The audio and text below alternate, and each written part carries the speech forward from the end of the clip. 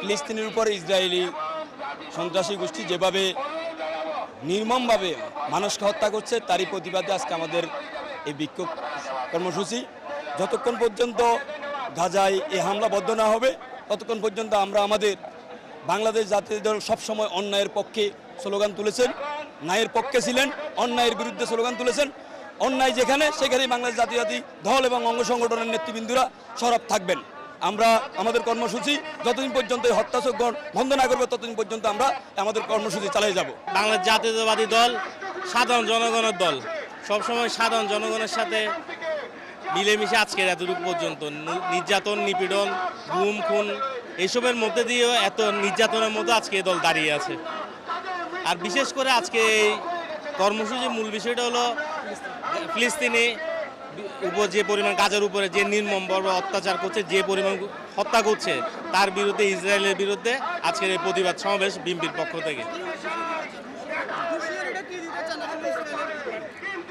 ইসরায়েলের প্রতি হুঁশিয়ার হচ্ছে মুসলমান রাষ্ট্র এই অত্যাচারের বিরুদ্ধে যতদিন পর্যন্ত এই হত্যা বন্ধ হবে না ততদিন পর্যন্ত আমরা এইভাবে রাজপথে থেকে প্রতিবাদ জানিয়ে যাব বহির্বিশ্বের কাছে। এবং বিশেষ করে যেভাবে নারীদের উপর গণহারে দর্শন করছে, নির্মমভাবে হত্যা করছে, বিশেষ করে শিশুদের উপরে, এই নিষ্পাপ শিশুদেরকে যেভাবে হত্যা করছে তার প্রতিবাদে আমরা যতদিন পর্যন্ত এই হত্যা চলবে, এই অত্যাচার চলবে ততদিন পর্যন্ত আমরা এভাবে প্রতিবাদ জানিয়ে যাব। বাংলাদেশ সহ পুরো বিশ্বের প্রত্যেকটি মুসলিম রাষ্ট্র এই হত্যাকাণ্ডের বিপক্ষে আপনার রাজপথে প্রতিবাদ জানাচ্ছে। প্রতিবাদ সংগ্রামের মাধ্যমে আমরা ইসরায়েলকে বলবো যা হয়েছে এনাফ, আর কোনো যেন হত্যাকাণ্ড না হয়।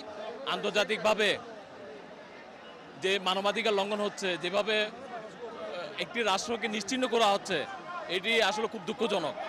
আমরা আমাদের জায়গা থেকে হয়তো বা প্রতিবাদ করতে পারবো এবং আমাদের এই রাজপথের প্রতিবাদ অব্যাহত থাকবে যতক্ষণ পর্যন্ত ফিলিস্তিনি জনগণের উপরে এই বর্বরোচিত বোমা হামলা বন্ধ হবে না, যতক্ষণ পর্যন্ত নারী শিশু সহ যেভাবে হত্যাকাণ্ড হচ্ছে এই হত্যাকাণ্ড যতক্ষণ পর্যন্ত বন্ধ হবে না ততক্ষণ পর্যন্ত আমরা পুরো বিশ্বের মুসলিমদের সাথে ঐক্যবদ্ধভাবে আমরা আমাদের মতো করে রাজপথে প্রতিবাদ জানাবো।